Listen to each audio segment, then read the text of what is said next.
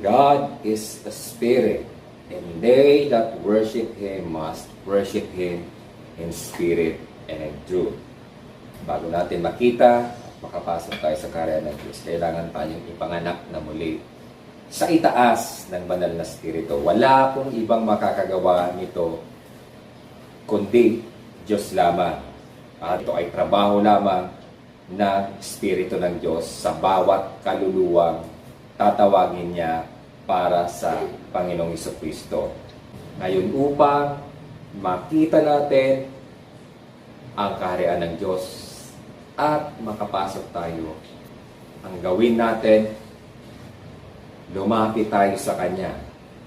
Manalangin tayo, hingin natin sa Diyos na tayo rin mismo ay magkaroon ng kapanganakan sa Kanyang banal na Espiritu.